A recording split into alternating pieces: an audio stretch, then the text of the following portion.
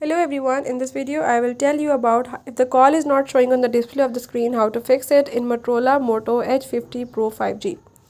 If you are facing the problem that calls are not showing on the display of the screen, or you are not receiving the call, I will tell you how to do it. Watch video till end, follow the steps, and don't forget to subscribe my channel.